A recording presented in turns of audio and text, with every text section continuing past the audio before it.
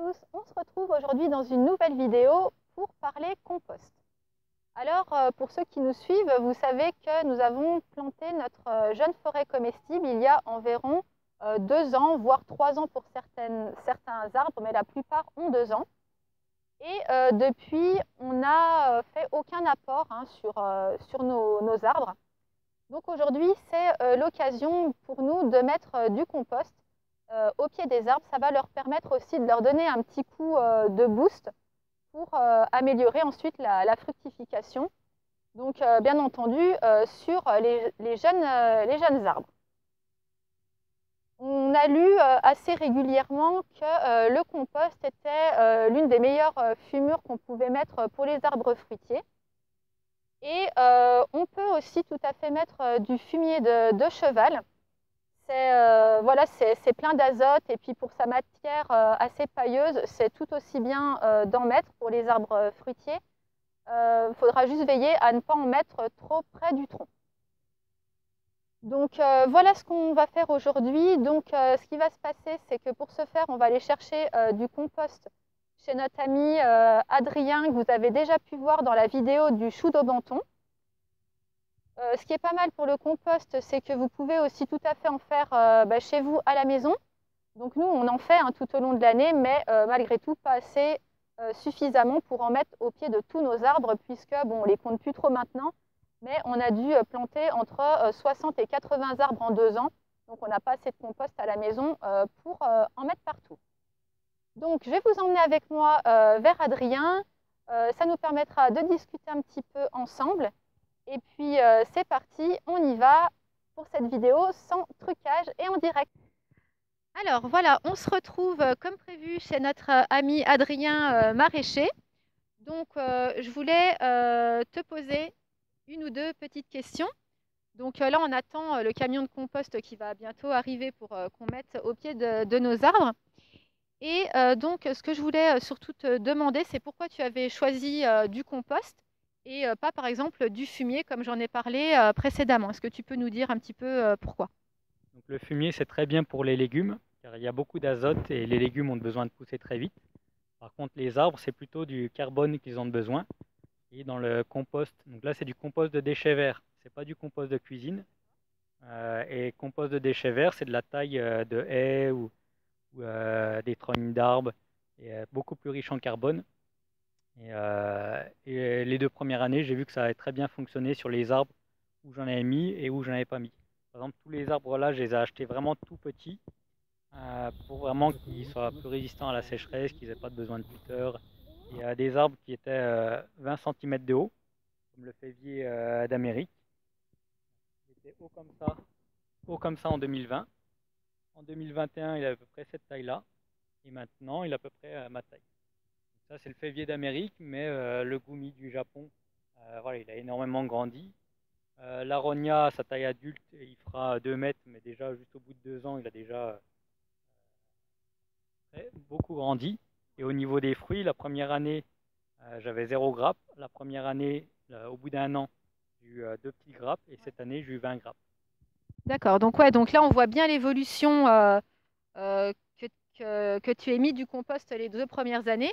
Donc on voit aussi la différence du coup avec chez nous, puisque nous on n'avait pas mis d'apport les 2 premières années, donc ils ont très très bien évolué. Mais on voit que chez toi, le fait d'avoir mis du compost, on voit vraiment la différence, hein. Normalement, notamment là, avec les lagnus, hein, comme on en a aussi chez nous. Donc on voit bien la différence.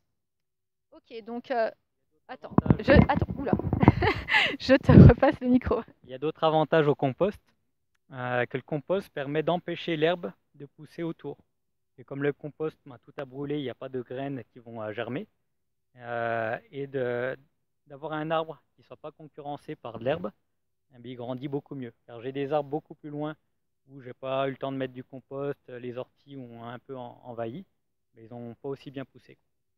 Ça, c'est le deuxième avantage d'étaler à peu près 4-5 cm de compost.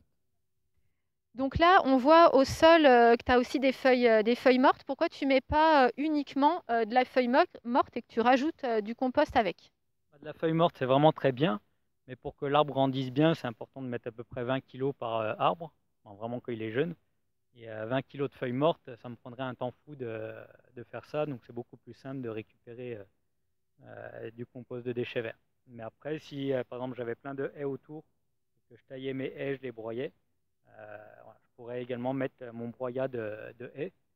Le problème, c'est quand on a 400 arbres, c'est un peu difficile de prendre le temps de ramasser les feuilles mortes. Donc je préfère acheter directement un camion de compost et comme ça, je mets une demi-brouette par arbre. Ok, super. Ouais, donc toi, ici, tu as mis énormément d'arbres, hein, près de 400 arbres sur 2 ans, il me semble que tu m'avais dit. Je ne mets pas tous les œufs dans le même panier, donc j'en ai planté 200 en 2020 et 200 en 2021. Et cette année, je vais en remettre également une vingtaine. Ok. Et oui, ce qu'on peut te demander, c'est sur les années suivantes. Qu'est-ce que tu vas faire? Est-ce que tu vas toujours apporter du compost ou tu vas faire différemment pour des arbres qui auront déjà 3, 4, 5 ans? Donc dans quelques années, mon sol il sera plus celui d'une prairie.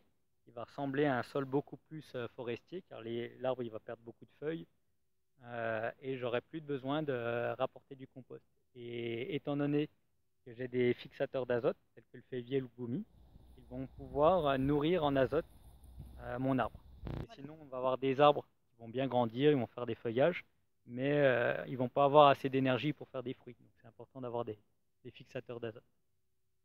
Ok, bah écoute, super. Donc je pense qu'on a eu les réponses aux questions que je voulais te poser. Donc maintenant, on va attendre que le compost arrive et puis on va se mettre au travail pour ensuite aller nourrir nos arbres.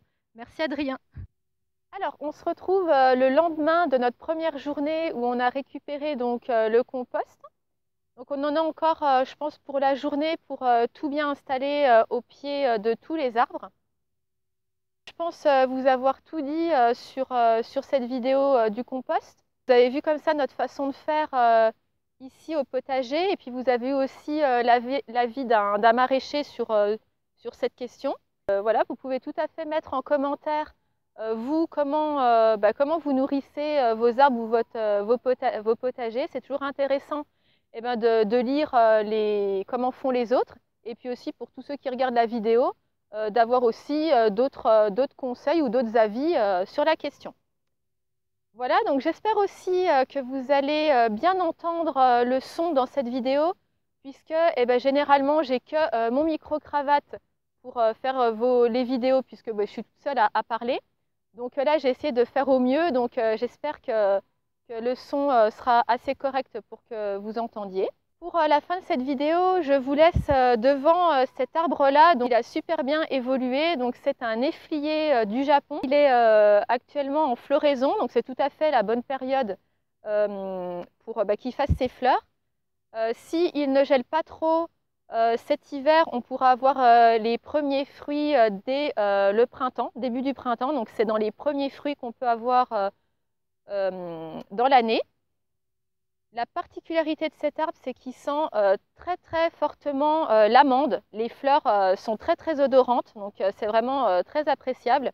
C'est un arbre qui s'acclimate déjà plutôt bien. Généralement, quand on a planté nos arbres, on a pensé aussi sur plusieurs années et sur voilà, aussi la génération peut-être future de nos enfants. Mais dans quelques années, il en fera, je pense, d'ici 5, peut-être 10 ans. Il sera parfaitement acclimaté à notre région. Voilà, bon, je ne vais pas en parler plus que ça. Je vous invite, si la vidéo vous a plu, à mettre un pouce bleu et à vous abonner à la chaîne si vous voulez continuer à suivre nos aventures en n'oubliant pas d'activer la cloche. Voilà, je vous dis à très bientôt.